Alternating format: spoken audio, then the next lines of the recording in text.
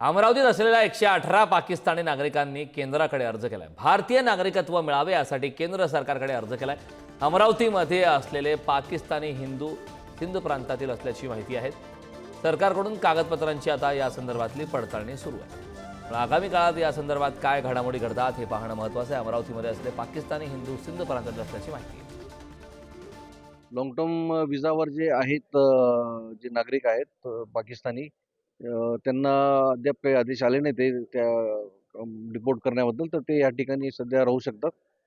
याच्यात सर्वजण जे आहेत ते पाकिस्तानी नागरिक आहेत, पण अनेक वर्षापासून या ठिकाणी राहत आहेत। ते सिंध प्रांतातून आलेले हिंदू लोक आहेत आणि शॉर्ट टर्म विजावर सध्या आपल्याकडे कोणी हजर नाही। आता पुढील आदेश जोपर्यंत येईल आणखी स्पष्ट तोपर्यंत तर सध्या इथेच राहतील लॉंग टर्म विजावर। ती संख्या आहे आपल्याकडे, तर ते अनेक लोक आहेत।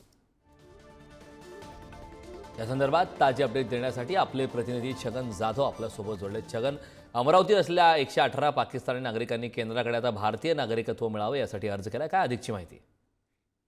नक्कीच कारण अमरावतीमध्ये 118 पाकिस्तानी जे आहेत ते गेल्या अनेक वर्षापासून अमरावतीमध्ये राहत आहेत। त्यांचा व्यवसाय देखील त्यांनी या ठिकाणी साधलेला आहे आणि ज्यावेळी पाकिस्तानचा व्हिसा रद्द करण्याची वेळ आली होती त्यावेळी यांनी देखील अर्ज केलेले होते की आम्हाला भारतीय नागरिकत्व मिळावे असे सरकारकडे त्यांच्याकडून अर्ज देखील दाखल करण्यात आले आणि त्यांच्या कागदपत्राची सरकार पातळीवर पडताळणी देखील सुरू करण्यात आलेली आहे। मात्र आता प्रश्न असा निर्माण होतो की व्हिसा रद्द केल्यानंतर या लोकांना भारतामध्ये राहू दिलं जातं का, की त्यांचा व्हिसा रद्द केला जातो, हा प्रश्न या निमित्तानं आता पडलेला आहे।